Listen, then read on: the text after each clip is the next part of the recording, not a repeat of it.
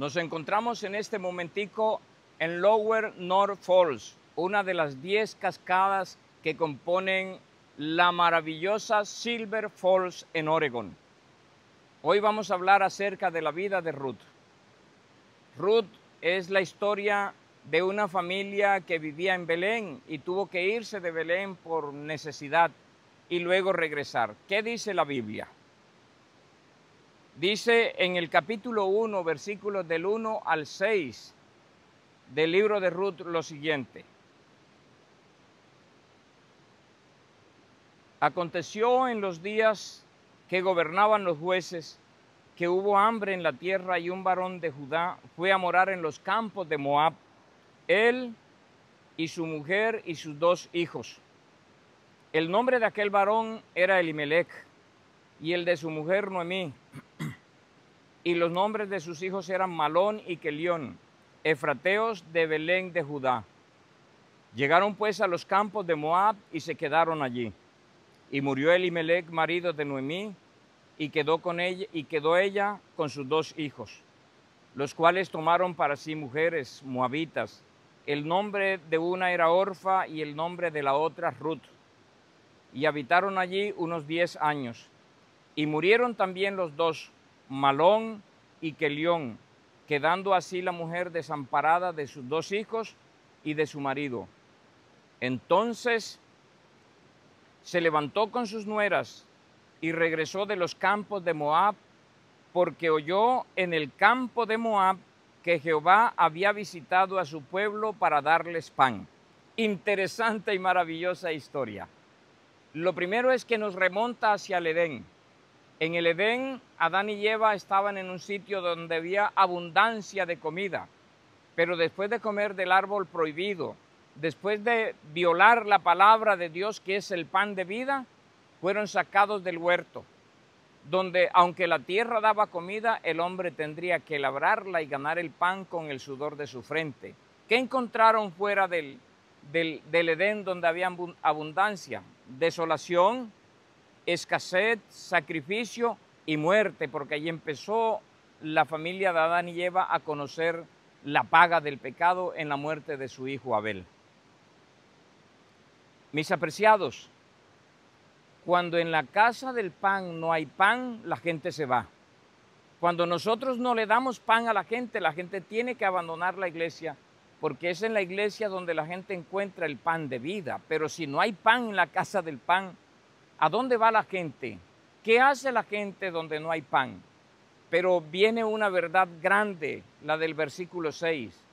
Noemí regresó a la casa del pan porque allá donde estaba pasando necesidad, donde ella se había refugiado, pero cuyo refugio solo había traído pérdidas, tristeza, dolor y muerte, ella escuchó que Dios había visitado nuevamente la casa del pan. Alguien tiene que decirle al mundo que hay pan en la casa del pan. Y entonces los hambrientos, los que sufren afuera sin esperanza, podrán venir a encontrar esperanza y solución a sus necesidades. La segunda lección que yo saco de la vida de Ruth está en el capítulo 2. Capítulo 2, versículos 5 y 6. Voy a leer solo unos versículos poquitos. Tú te lees toda la historia. Dice que cuando Noemí regresó a Belén, pues necesitaban de qué vivir. Noemí ya era una mujer anciana, así que Ruth se fue a trabajar para conseguir el sustento. Fue a trabajar a la finca, a la hacienda de un hombre llamado Booz. ¿Qué pasó allí? Booz, cuando vio a Ruth trabajando, hizo lo siguiente. Booz dijo a su criado, el mayordomo de los segadores, ¿de quién es esta joven?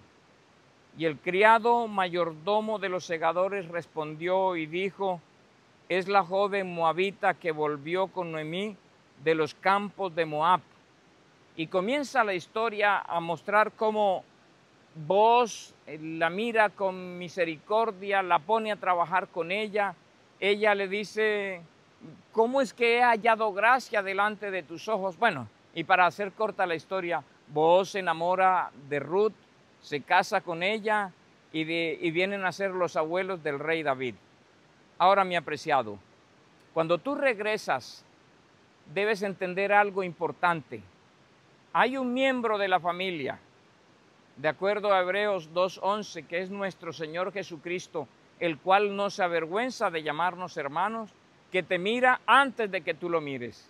Porque no fue que Ruth miró a Booz, sino que Booz miró a Ruth y la miró con gracia para redimirla. Sea cual sea la situación que tú estás viviendo, Dios te mira con gracia, pone sus ojos en ti para cambiar la historia de tu vida, para solventar tu situación. Y el tercer punto que quiero resaltar de la historia de Ruth está en el capítulo 4. Ruth capítulo 4. Resulta que de acuerdo a la ley del Antiguo Testamento, el familiar más cercano debía casarse con la viuda, recuperar la herencia que había perdido y restaurársela. Y Booz no era el familiar más cercano, había otro familiar, pero ese familiar no estaba dispuesto a recuperar la propiedad. Vamos a leer el capítulo 4 de Ruth, versículos del 1 en adelante. Cuando ya Booz se enamora de Ruth, él dice, pero yo no tengo el derecho de adquirirla, yo tengo que ganarme el derecho. Y Booz aquí juega el papel de ser un símbolo o un tipo de Jesús. Dice el final de la historia. Subió Booz a la puerta y se sentó allí. ¿Qué pasaba? ¿Por qué subió a la puerta? Porque era en la puerta de la ciudad donde se litigaban los casos. O sea, se hacía un juicio allí. Subió a la puerta y se sentó allí. Y aquí que pasaba aquel pariente de quien Booz había hablado y le dijo, fulano, ven acá y siéntate. Y él vino y se sentó.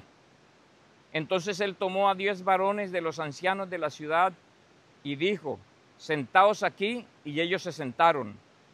Luego dijo al pariente, Noemí, que ha vuelto del campo de Moab, vende una parte de sus tierras que tuvo nuestro hermano Elimelech. Yo decidí hacértelo saber y decirte que la compres en presencia de los que están aquí sentados y de los ancianos de mi pueblo.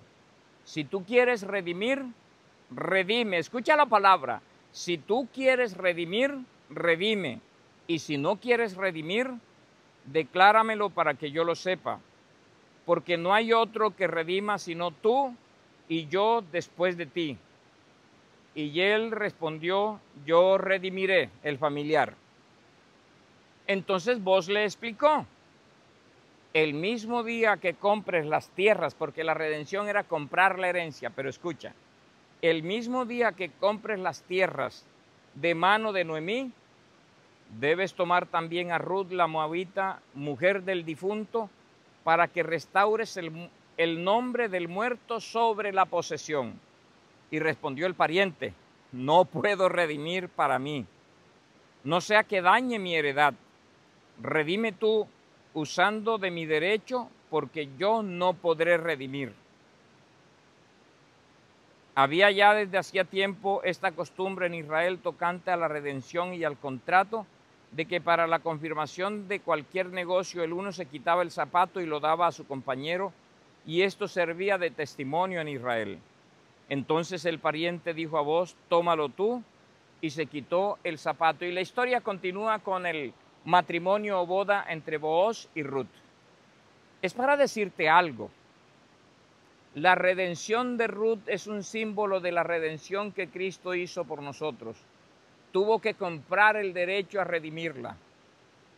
Así como Cristo nos compró a nosotros, adquirió el derecho no a un precio cualquiera, sino con su sangre preciosa como de un cordero sin mancha y sin contaminación. Pero hay un detalle más que quiero resaltar antes de cerrar la reflexión de este momento.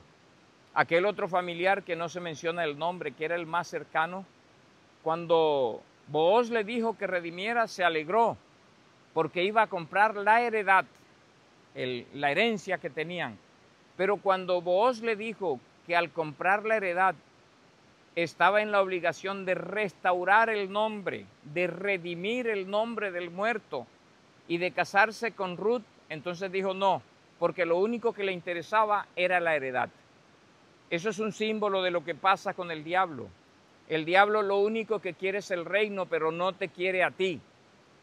En cambio, Cristo, lo más importante del reino es tu salvación.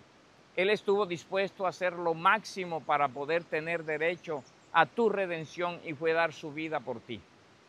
Ya que Dios te ha amado tanto, ya que nuestro Señor Jesucristo dio su vida por ti, ¿qué estás dispuesto tú a hacer por Él? Solo déjate amar. Que Dios te bendiga, que tengas un feliz día. Recuerda, suscríbete, dale like y activa la campanita. Que Dios te bendiga.